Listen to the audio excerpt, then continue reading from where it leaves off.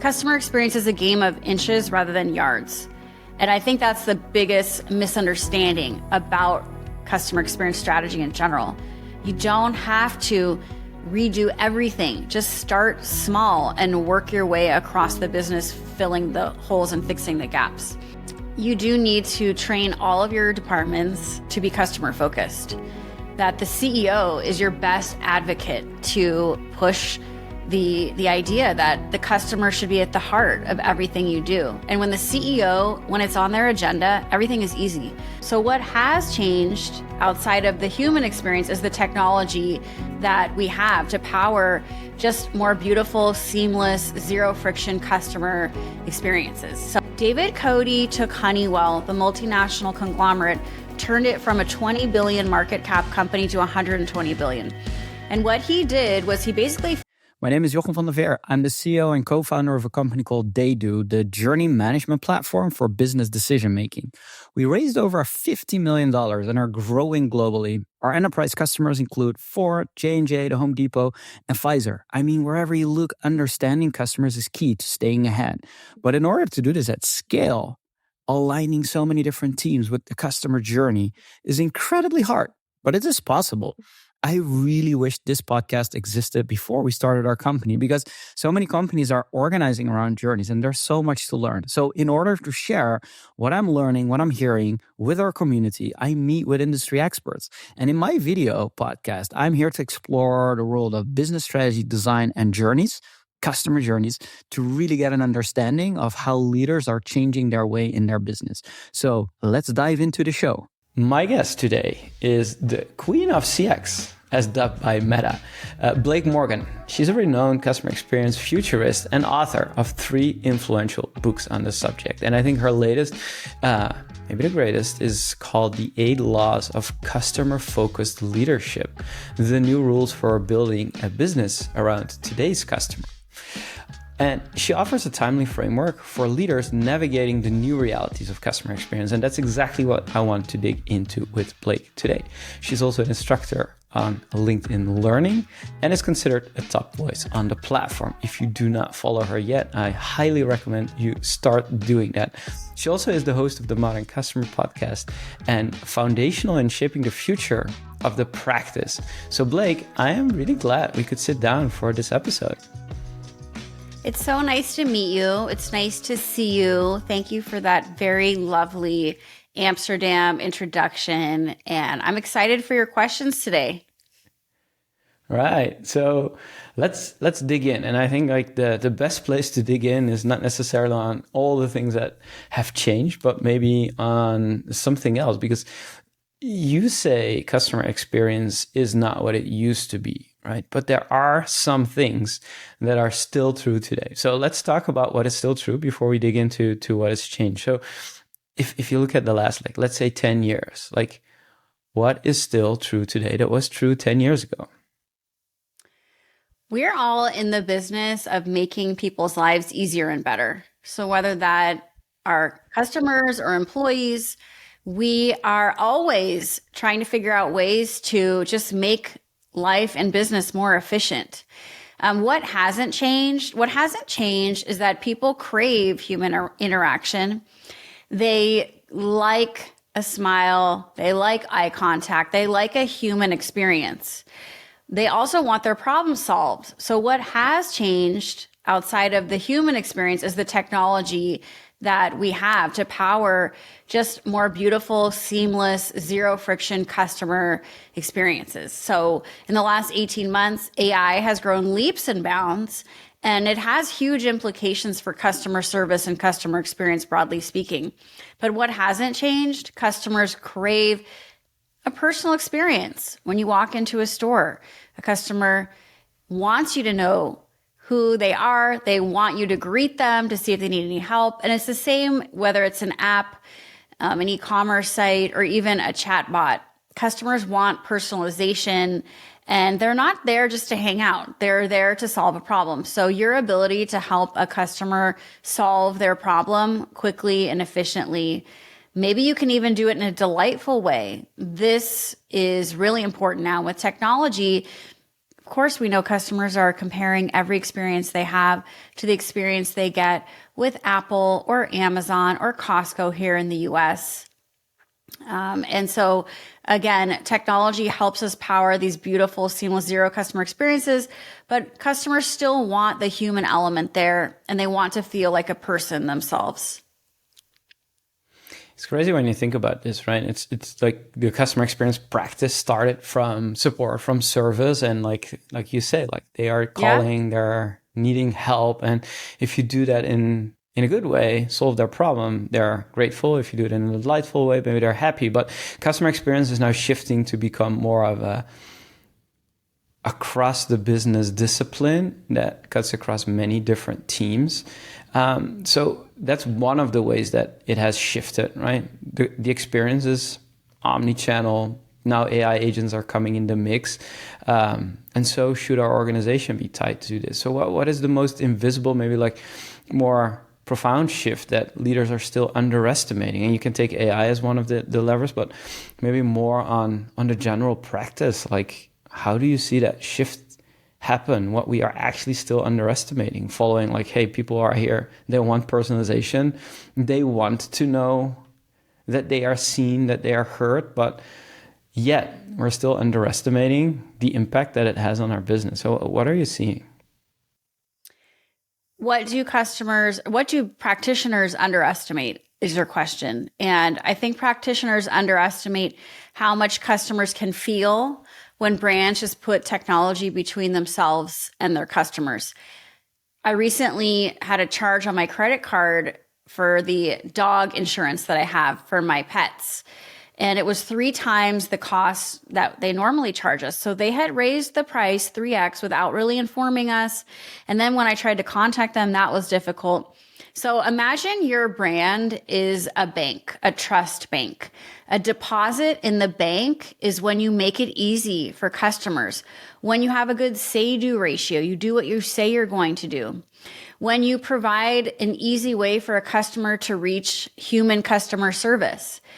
A withdrawal from the trust bank that you've created is what I mentioned, hidden fees or charging the customer's credit card without their approval or knowledge, not providing a customer service phone number, or putting up a half-baked chatbot, generally making the customer's life difficult.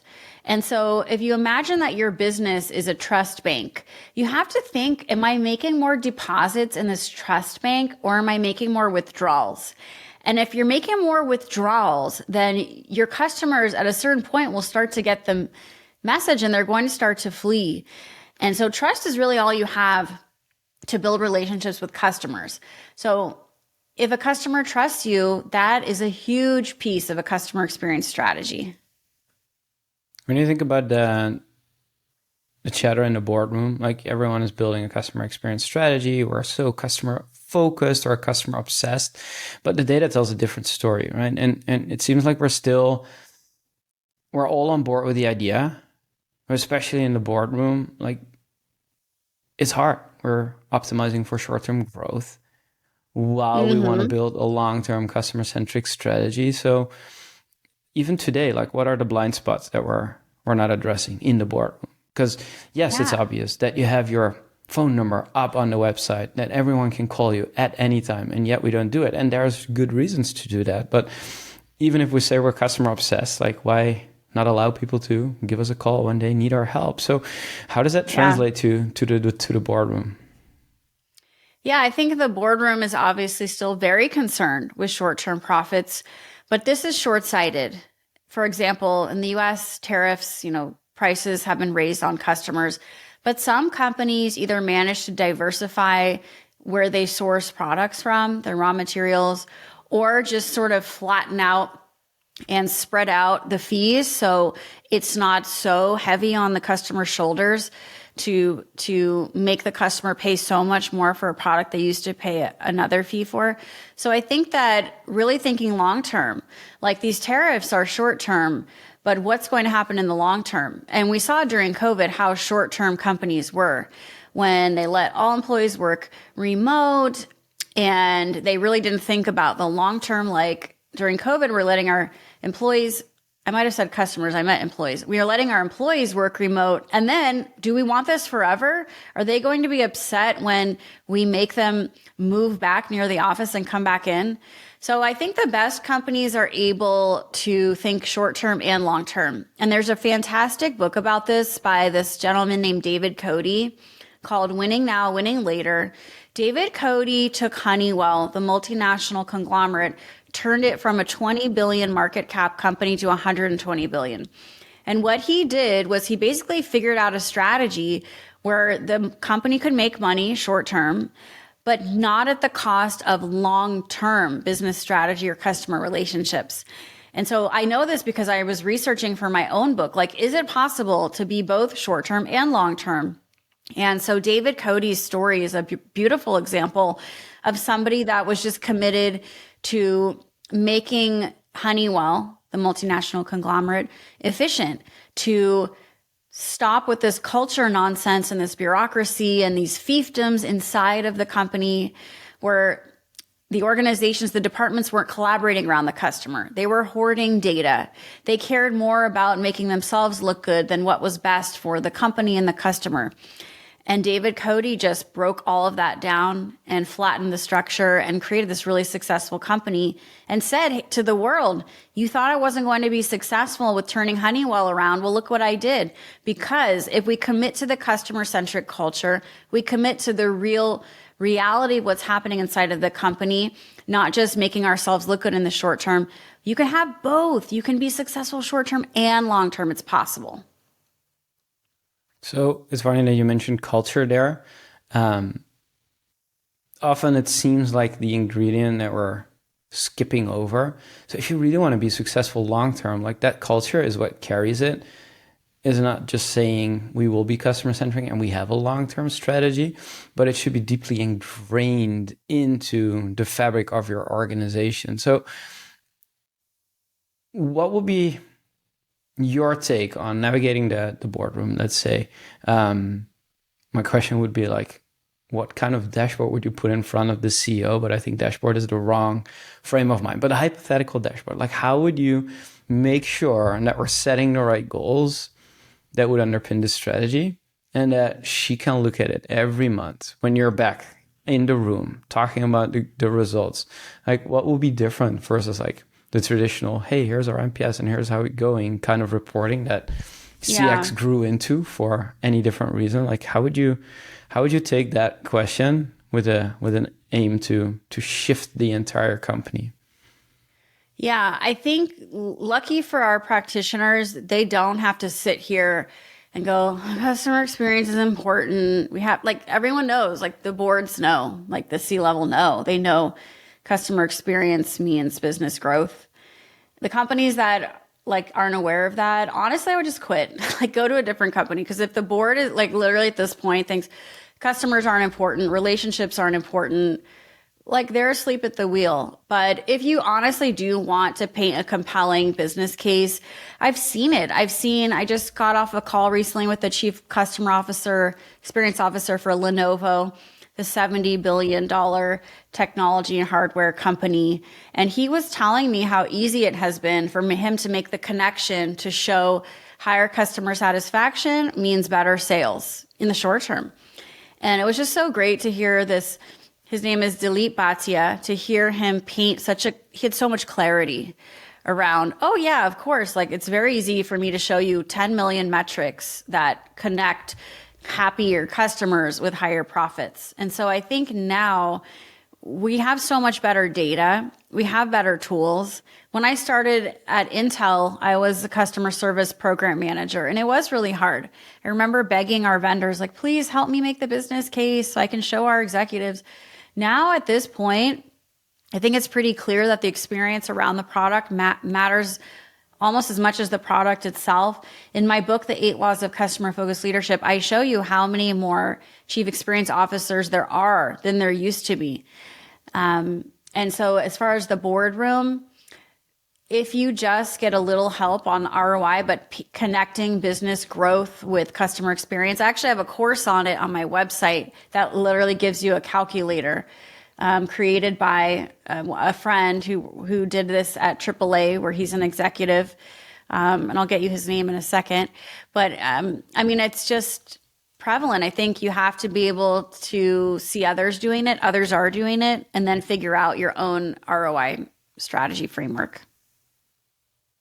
So this is interesting. Have you actually figured out a way to do the causality? I mean, a lot of people have found correlation, I mean, like higher satisfaction, more sales, and that's an obvious one. But like, did you figure out the holy grail on like literally moving the needle to cause more revenue because you're improving the customer experience like consistently? Is that something that you have been able to achieve with that framework? I think it depends on your business. The interesting thing about customer experience is there is no one size fits all. So you might get like a logistics or shipping company that's going to be much different than a healthcare organization, than a government organization, than a retailer. As far as causality, I mean, you just have to ask your customers. Back to David Cody, who I talked about, he would literally call 50 customers himself and say, what are we doing well? What can we be doing better? So as far as causality, I mean, you don't need fancy jargon to really get to the heart of customer experience. You just have to walk a mile in the customer's shoes, be out there where the work is happening. And if you don't have an opportunity every day to talk to customers, you can certainly talk to your customer-facing employees. They often know exactly what's broken about your business. And if you don't know where to start with what's broken, and you'll figure out easily a few pieces of low-hanging fruit that you can do to fix the experience, because customer experience is a game of inches rather than yards. And I think that's the biggest misunderstanding about customer experience strategy in general. You don't have to redo everything. Just start small and work your way across the business, filling the holes and fixing the gaps.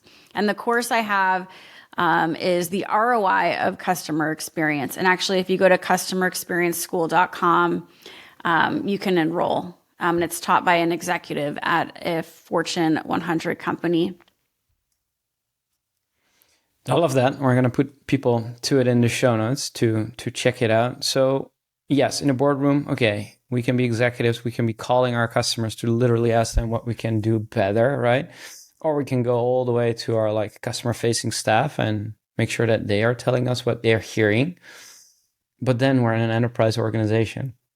We have 7 levels up to the top, if not more. Everyone is fighting for promotion. Everyone is focusing on the next short-term win to improve their KPIs so they can present that on any given stage. So it's not easy to pull this off, right? Even in your book, like the first principle is like create a customer experience mindset. So on the top, clear, okay, we need to be inspired on the board level. We all buy into the vision. We're all going to call customers. That helps a lot. Frontline staff, like you said, they're already bought in. They can't wait to make the business case for doing more. But what about the messy middle? Like, how do we go about creating that mindset? Like, which organizations have you seen that are moving so much better than others, and what are they doing? I will say, in my own experience of working a Fortune 100 company and the research that I do, I've been doing this over 20 years. What I've seen is that managers are just inundated. They're so busy having to produce and lead that they don't lead. They don't coach. They're overwhelmed. I mean, you keep seeing these headlines on LinkedIn, like managers have more reportees than ever. They have more people reporting to them. They have less time. And I don't know why companies don't value coaching, leadership, and development, but you call it the messy middle. You're right. Companies need to give managers the time and the space and the breathing room to manage, to be coaches, to engage their employees. And now with hybrid work, I think a lot of employees are very disengaged. They have second jobs, like they're working on their homes. They're not engaged in the work. And you don't always have to bring all the employees back to the office to get engaged workers. I think you need managers that are coaches. And I talk about this in the book, that have time to care about employees and just say, like, how's it going? How are you doing? Are there any gaps I can help you with? What's happening with customers? And so giving managers the room to manage and to really be good managers rather than just be so busy producing, I think this is needed. If you're enjoying this conversation, don't forget to subscribe on your favorite podcast channel and leave a review. It makes all the difference.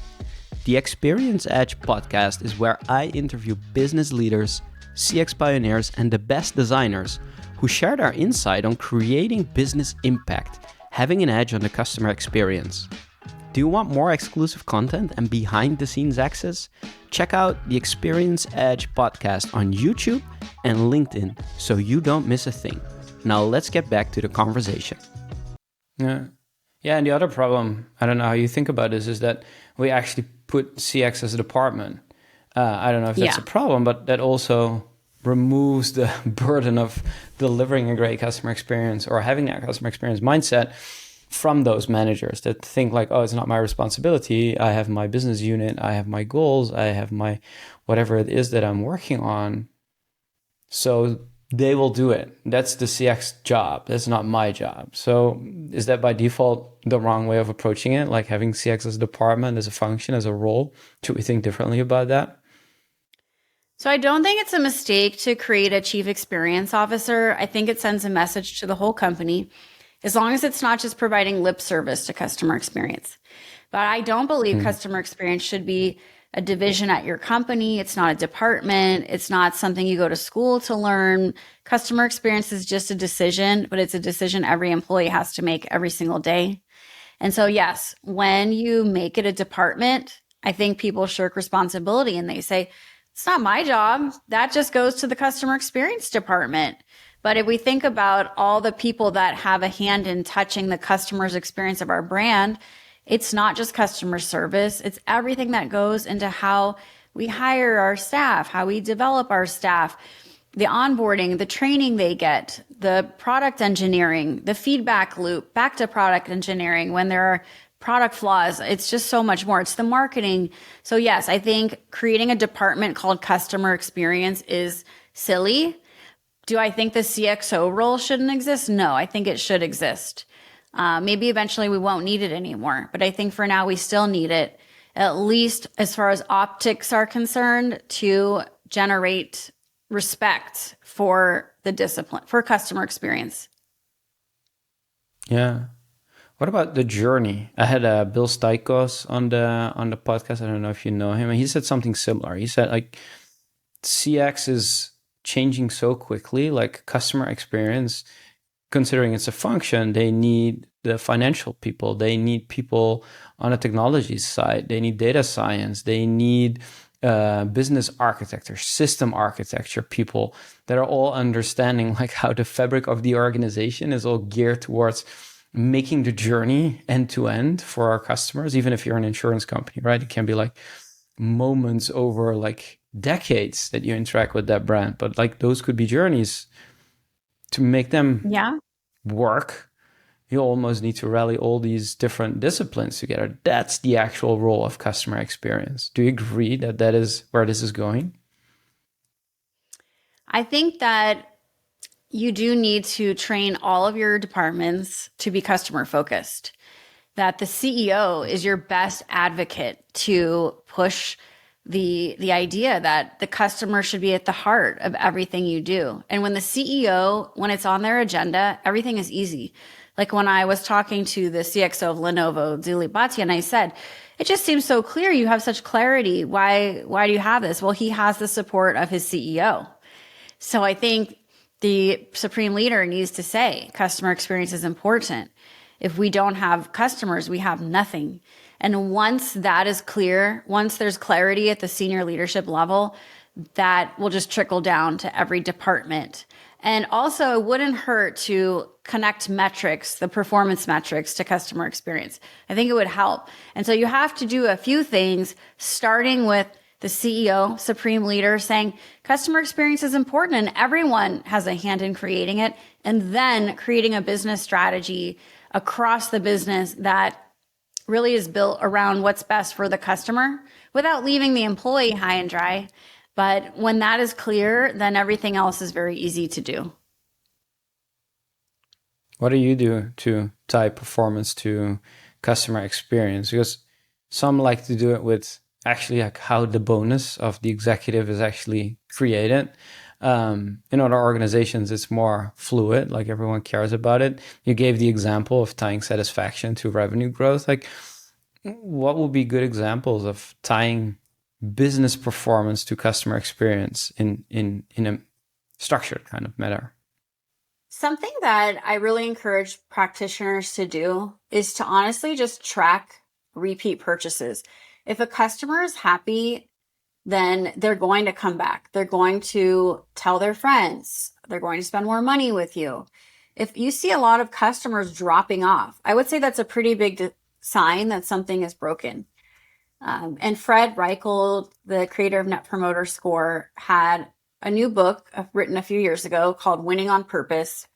And he talks about a revamped version of Net Promoter Score, where you're tracking how many customers come in through referred customers. And if you have a subscription business like Costco in the US, this is going to be much easier. But essentially, the customers that you attract through current customers. So referred customers are better customers. They spend more money. They tell their friends. They cause you less problems. And so I think that we forget to look at just money, like Net Promoter Score, customer satisfaction, customer service scores. Let's look at how much money the customer is spending with us. If they're spending once, if they're coming once and they're disappearing, probably a good sign that they're not happy. And now with AI, you can extract so much more from data to watch what's happening with customers. But I think looking at revenue is really, really important because, I mean, we know you and I are customers. If we're not happy, we're going to stop spending money. We're going to take our wallet somewhere else. So don't forget about revenue metrics and how are your new customers coming in? Are they coming in through word of mouth? How much are they spending? Where are they going? And just tracking that behavior in addition to all your listeners are already tracking everything else. Customer sat and Net Promoter Score, like literally everyone. So what else? What's new? What's different? Okay, let's look at money and revenue and see how that's going. How would you advise the teams that are already trying to do this but sometimes struggle? Because there's the question of what data can we actually use? Who has that data? I'm seeing that they are trying to get to the right revenue metrics and understanding, especially in subscription businesses, like how the MRR is changing, how churn is impacting that. But because they're a department, they're not allowed in, and therefore they can't tie it. So, and on the other end of the spectrum, we're seeing the business leaders take, hey, we should embed customer experience in everything we do. So what will be some of the early wins that those teams can actually put in place, given a large enterprise company and all its complexities, to get going with this? Where would you suggest they start? I would start with the lowest hanging fruit. So most customer-facing employees know the things customers hate the most about doing business with you. They know. Ask them and start with the biggest offender, the biggest vibe killer. Customers hate that we send them paperwork in the mail. Imagine your industry, whatever industry, healthcare, finance, grocery, e-commerce, technology. I mean, the frontline know everything. And so start with them. And then start with the things most customers hate about doing business with you. If you don't know, walk a mile in the customer's shoes. Be a mystery shopper.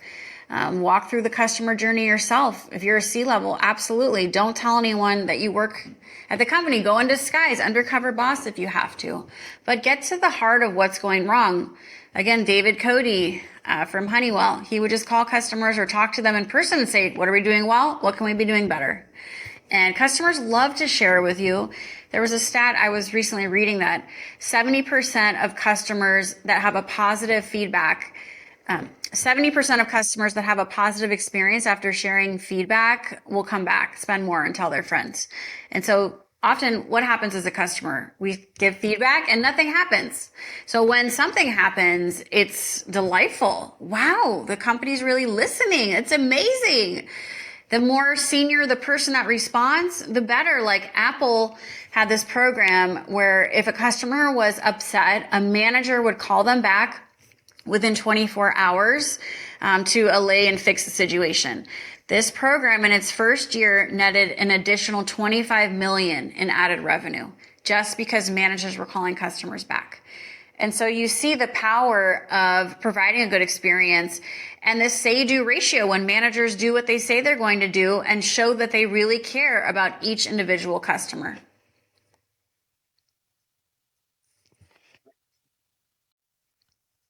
Right. So what you're actually saying is like, don't necessarily start with the actual revenue of the business, but take matters in your own hands where you have influence, finding that friction or just calling customers back that left feedback, positive or negative, because they will spend more, and tracking that as a benefit to the business could make your case for tying customer experience to revenue. Yeah, absolutely. I love that. That's great. Yeah. So let's shift gears a little bit to employee experience, customer experience. I mean, there's so much said about this, tying those together, whole frameworks of figuring this out. But like when you break it down into like simple logic, it's like, yeah, if your employees are engaged with what you stand for as a business, as a brand, they are there to work and enjoy their work. They will impact the customer experience. So that's the easy part of thinking about it. But when a company doesn't have this, like they have a disengaged workforce, people are like, meh, it's fine. I work here. I get from paycheck to paycheck. And we want to improve the customer experience. Like that's a hard thing to do. So where would you start? And maybe like from your interviews or from the customers that you have engaged with, like who has cracked the code on like shifting from point A to point B, from disengaged employees to improving the customer experience across the board by focusing on the employees first? Is that something you've come across? And I'm really curious, like how are they doing it? I want to do a bad job with customers. I want to disappoint customers. I want to put hidden fees in their bills. I want to break their products and not give them a way to contact us. No, nobody wakes up saying, I want to do a bad job.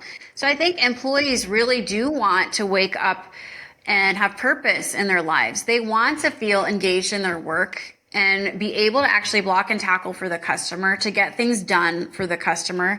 Actually, I have here my husband's book, The Employee Experience Advantage. This cute guy in the back is my husband. So he writes about employee experience, but what he found in the research for his book was that companies that invest in employee experience are 4.2 times more profitable than companies that don't.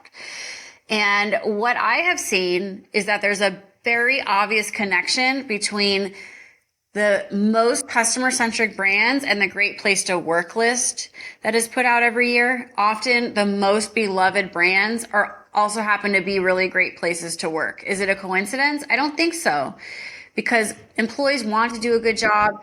They want to be able to help customers. They want to achieve first contact resolution when the customer contacts customer service.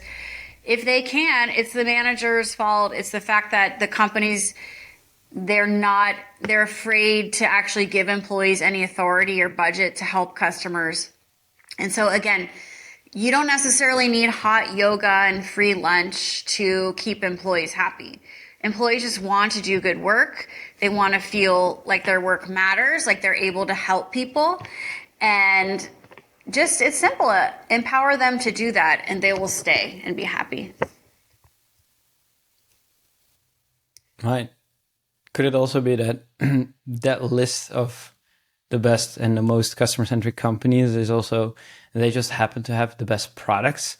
Or do you think like in that list, there's also a whole bunch that actually like have a mediocre product, but have outstanding service, outstanding experience, and outstanding employee engagement? Do you know anything about like dissecting that on a product? I'm always curious because it seems like so intertwined. And I love that, yes, we could draw a parallel saying like happy and engaged employees lead to highly effective customer experience organizations or customer-centric organizations.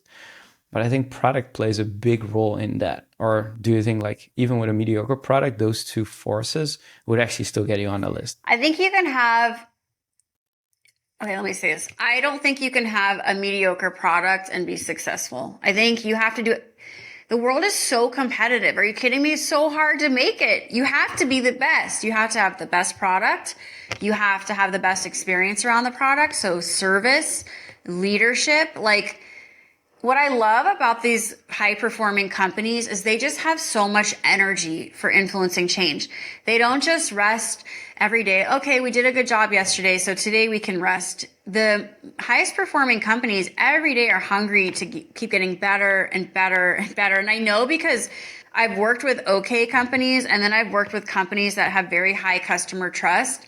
And even just when they bring me in to do a keynote speech, like they're really, they're difficult because they care. Like everything matters. Everything I say matters. And, you could just tell the level of quality that is expected at these beloved brands. And so I would say, no, it's not an accident. It's like anything in life. How you do anything is how you do everything. The high achieving companies, they're not just customer centric, they're employee centric. Because let's look at even Amazon, who have great products and services, but have been ridiculed for poor employee experience. And I think it's hurt them because when I bring up Amazon, some criticize. So you have to do everything well. I think they're doing the best they can, but it's harder to do as the bigger you get. And so while you might be known for innovation, if you're not known for being a great place to work, you're not going to be able to attract and retain the best talent. And it's something that even Amazon has to constantly work at and figure out. It's interesting also to think where AI is going with this. I mean, if your brand or your employees have high emotional intelligence and there is already that momentum going, it seems logical that if you add AI to the mix, it will fuel the flywheel. But maybe that's not true, right? Because we're so optimizing it for productivity and internal use and efficiency. So I want to shift gears a little bit and talk about some of the examples that you've seen, but maybe we should start here. Like, is there a brand that you have an example from where AI actually enhanced the emotional intelligence of the brand when engaging with customers? Yeah. Yeah. Yes, Sephora, I love Sephora. They are an amazing technology-focused e-commerce leader. They have combined conversational commerce with conversational feedback. So they will contact a customer with an AI chatbot saying, what did you like or not like about the lipstick? And it'll be a 60 to 90-second interaction. But in that chatbot, that conversation, Sephora will get 3x more feedback than they would get in a traditional survey. So Sephora then uses that context and that content to serve up more relevant and personalized products to that customer. And this program has been really successful for them. So if the AI actually serves a purpose, I think AI can really improve the customer experience and help the brand make more money. But if the AI is not ready, I certainly wouldn't encourage any brand to put it out there. So I would say Sephora is always moving the needle with modern technology, and they know where AI and technologies can solve gaps for customers. I love that example. It seems like we're at a crossroad, right? Where AI could either humanize or depersonalize the experience. Like, where do you see it landing? Like, you have the innovators like Sephora, but you also have the rest of the market, the laggards, the mainstream. Like, where do you see this landing in the next 2 years? I don't think it's going to be landing. I think up and up and up because the AI is only getting better and smarter. And I mean, you're seeing it. Even my husband is traveling. He's in San Francisco today. He says like a lot of the cars are driverless, and these experiences that used to just be few and far between are now going to be just life. I think that voice is an exciting channel for AI. Whenever I can use a voice activated chatbot, I do personally. And so now we'll see more multimodal customer experience, switching back and forth from text to voice, depending on how the customer best prefers to engage with the brand. But no, I think the next 2 years, it's just going to keep going up and up. I see my chief experience officers that are part of my chief experience officer group called CXO House. I can hear them, the anxiety in their voice and excitement around AI. What are you doing? What are you like? Everyone is just now trying to figure out how to take off with these technologies without being dangerous. And it's an exciting time.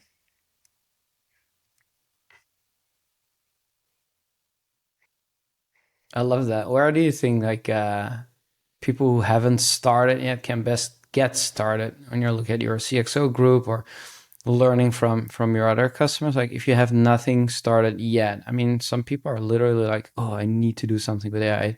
Even we talk to the people that are already ahead of the curve, but there's a lot of people that are not yet there. Their company is slow to adopt. There's all these like policies and regulations, and they're heavily regulated. So you can't do anything almost is like the idea.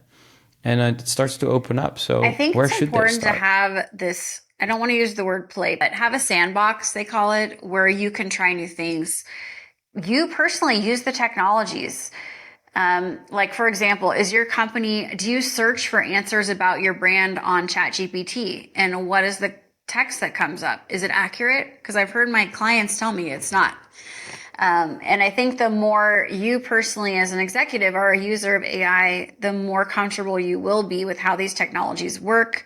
So I think you have to constantly be reading, learning, looking at customer journeys, being curious on how things break down, where the gaps are, and how AI can help fix those gaps, and just play with the technologies yourself. Because we're all students right now. Everyone is just figuring something out now with AI. It's still very early. But I would say also double down on the human experience, because so many companies now just continue to throw bad technology at customers. And it's a chance for companies that understand the power of a human experience to also make sure your customers can opt out and talk to a person. You mentioned Sephora doing great things. Like what other brands are you looking to who are truly innovating on AI and can be like customer facing, but can also be like internally using AI as the example, like capturing more data from customers using the AI powered chat with better questions and getting more revenue from that? Like who are looking into? Yeah, I would say I would say that Amazon for a long time has been using AI. And they have, for example, if Amazon delivers you groceries that are not fresh or you're not happy with and you try and return them, they'll just mostly give you your money back and say, just keep the item, no problem. Do you think a person is reviewing every item? No, it's AI. And so as these language models get smarter, companies like Amazon understand that it's time consuming to review every customer service query, and customers expect a fast response. So why not use AI and don't worry too much about the financial loss? It's not worth it. And so I think companies like Amazon for a long time have been using AI to solve customer issues, to use FAQs, to get customers' problems solved quickly and efficiently. If you need to involve a human for every interaction or an approval, like the more people involved, too many cooks in the kitchen, it's bad. So again, you can use AI to get rid of this low-hanging fruit. It's good for customers. It saves the company money in the long term. But I would look to Amazon to walk the customer journey and really study it and understand all the ways they're using AI. Is there any one of your laws to end this conversation, to bring it back to what you've been writing about, the principles to building a customer-centric culture? Is there any law that is more important than ever right now in our AI world that you think we should pay attention to? Absolutely. My favorite is customer experience mindset. So customer experience mindset is not just a business strategy, it's a way of life. So this was Blake. Thank you so much for joining me today. And I think the gist of what I'm hearing from leaders in customer experience, and also again here, underlining the principle of great customer experience should be tied to growth, to business growth, because ultimately you want to move the numbers for the business long term, not necessarily for the short term, and tie that to customer experience, because ultimately without customers, no business. And without customers that love your product, love your service, no long-term business. So it starts with customer experience.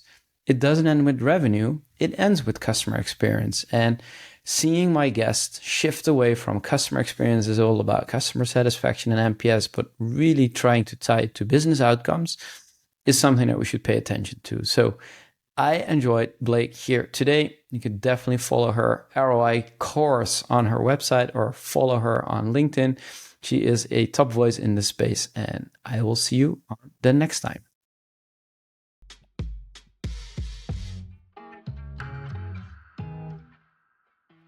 All right, and that's it. Thank you so much for listening. If you found it valuable today, don't forget to subscribe to The Experience Edge on your favorite podcast channel, leave a review, and share it with your team. I'd be delighted. Today's episode was brought to you by Daydo, an AI journey management solution for enterprise. To have an edge on your business strategy and to know why your customers do what they do, visit daydo.com and explore more resources to accelerate your customer experience game. And remember, the journey to creating customer-centric impact never ends, and here's always a new edge to discover in doing things differently. Next week, new episode. Until then, keep pushing the edge, stay inspired. See you in the next episode.